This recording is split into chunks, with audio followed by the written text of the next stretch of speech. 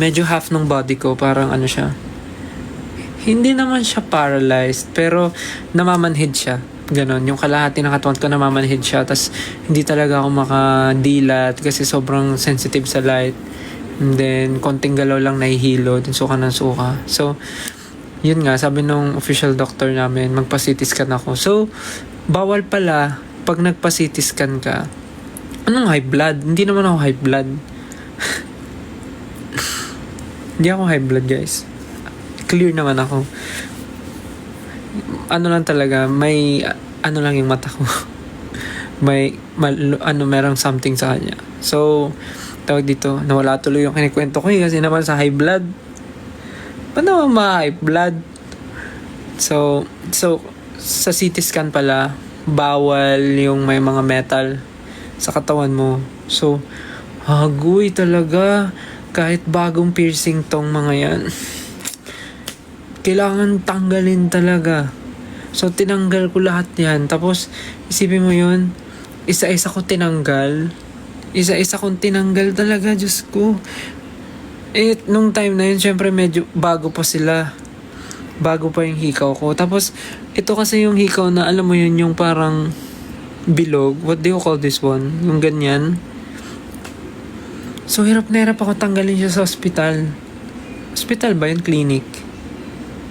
Sa hospital. So, tinanggal ko siya. Isa-isa.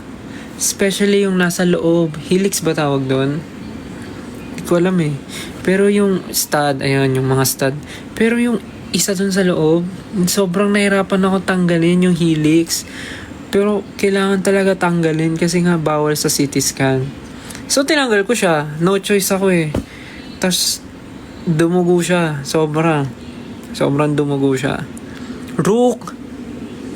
Rook. Ayun, parang tama nga, Rook nga. Nalala ko. Di ba Rook ito? Anyways, basta yung nandyan, tinanggal ko yung nasa loob. Dumugo siya.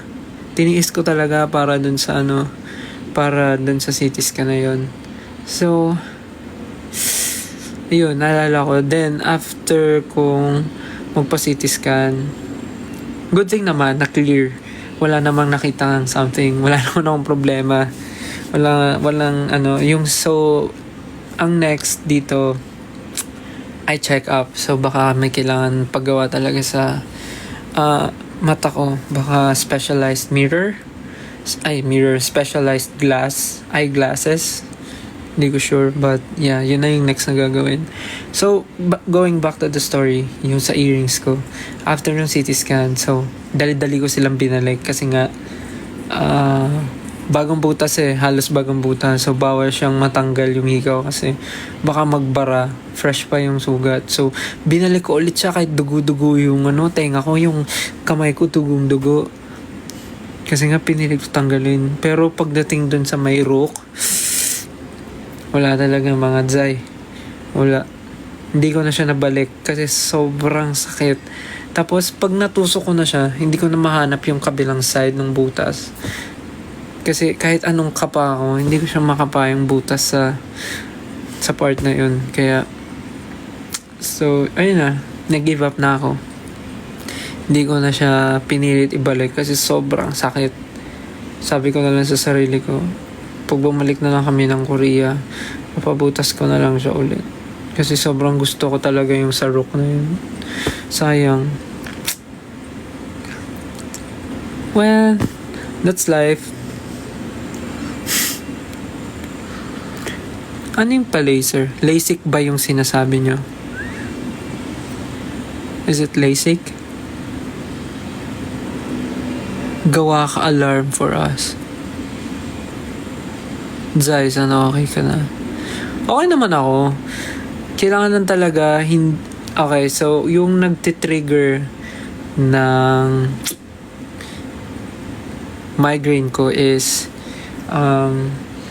una pag kulang sa tulog.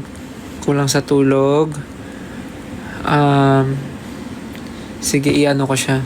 Pinaka na talaga siya, pag kulang sa tulog. Yun. Next is strong lights. Pagka yung matindi yung nung ilaw, Tapos direct siya sa mata ko. Doon, parang bigla akong nabablind for a while. Tapos after nun, nalabo na yung mata ko. So depende siya. Pag lumabo yung left eye ko, sasakit yung right side ng ulo ko. Pag yung right side naman yung lumabo yung mata ko, pag nag-blur, yung left naman yung sasakit. So parang ganun siya. So yun, malakas yung natitrigger siya pag malakas yung ilaw. Kaya papansin nyo, pag mga shows namin, bihira kaming mag-strobe lights. Kasi yun yung nagpapatrigger sa migraine and vertigo ko. Alam naman ng team yun. Kaya, yeah, I have astigmatism din. Nagkaon na ako, lab. Sabi, nagkaon ka na, lab?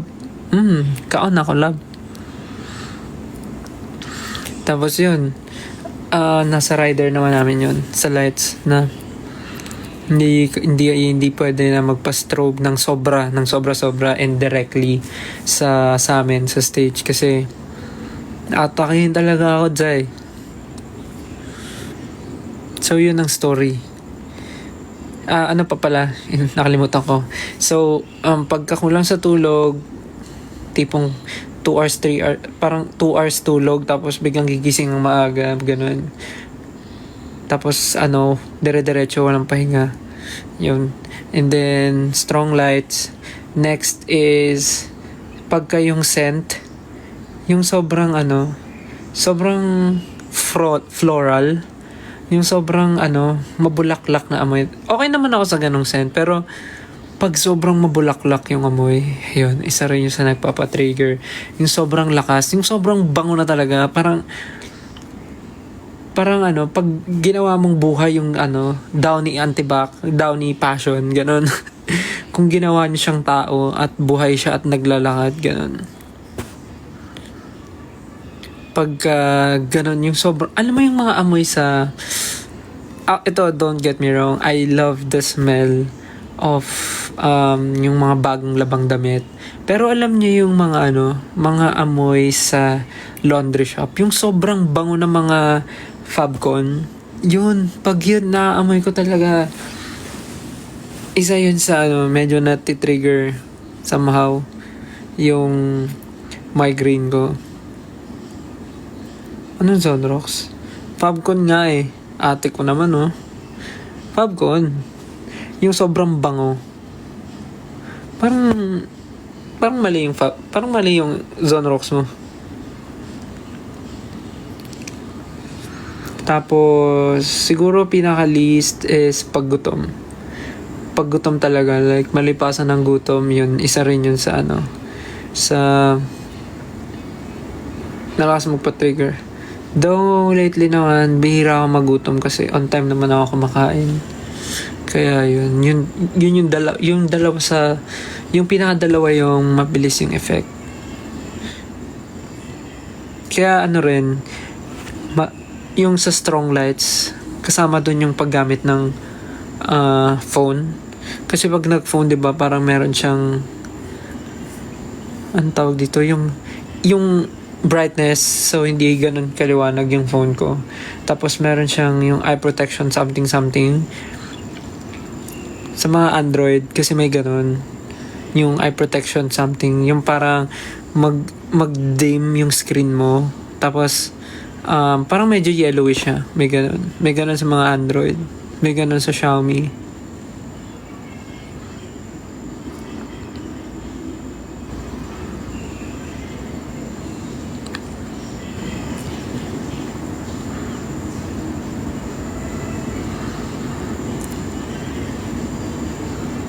Dami nyo 8.7, daming nanonood. So yun, ang layo na nung narating, no? Parang pinag-usapan, tinanong lang yun. Kung ilan yung butas ng tenga ko, tas kung saan na napunta. But ayun, yun ang story of my life, searching for the right, but it keeps avoiding me. Anong gawa ng alarm? Paano ang alarm? Magsasalita ako, tapos Alam ko naman yung alarm pampagising.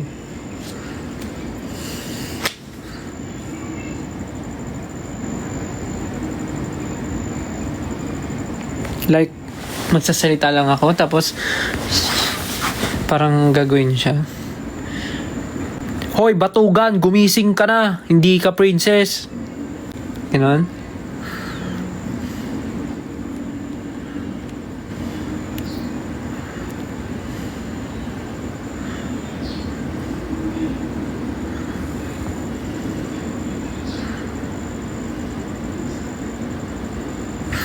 Hoy, gumising ka na. May responsibilidad ka pa. Kilos! Ganon.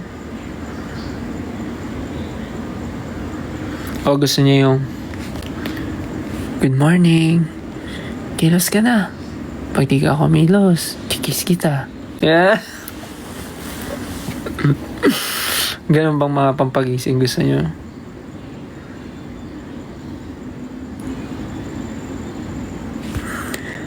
Hi babe. Gising ka na babe. Dito na ako sa baba. See you. Ganon. Mga gusto nyo na. Tingnan mo pag ganito tumataas yung views. 9,000.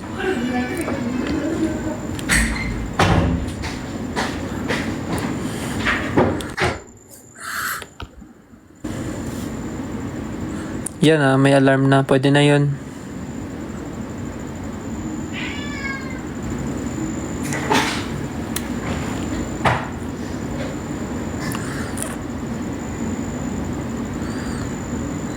Nakailang minutes na ba ako? Baka pwede na ako mag-end.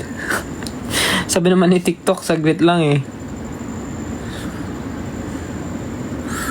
Pero at ang daming viewers. 9.1. Anyways, so yun lang naman yung reason ba't ako nag-live. Kasi sinusunod ko lang si TikTok. Baka ito na yung daan para mawala yung pagka-shadow ba ng account ko. Salamat sa nanood. Kahit parandalian lang, mabilisan lang. 9.1 viewers. Thank you. Dami nyo.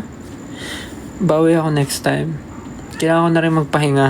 Di ba nagkwento ko kanina, sabi ko bawal akong mapuyat. So, gusto nyo ba mapuyat ako? Gusto nyo ba sumakit ulo ko? Di ba? Hindi naman. Gusto nyo ba sumakit yung ulo ko? Di ba? Hindi naman. Tulog na ako. Pag sumakit yung ulo ko, alagaan mo pa ako.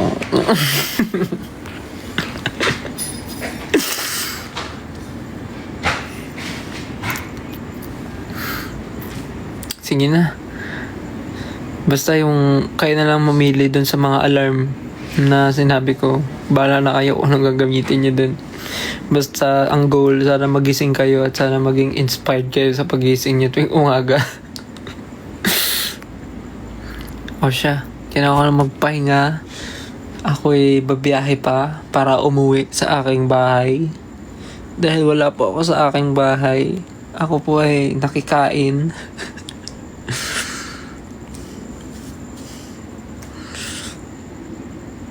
Pabiyahe pa ako at maliligo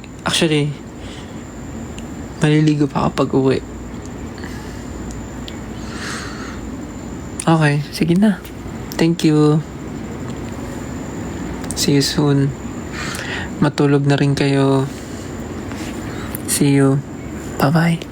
Good night. Love you. Love you.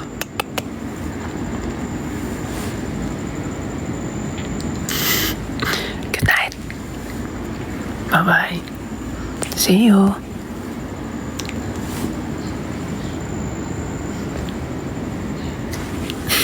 Bye-bye na. Love you.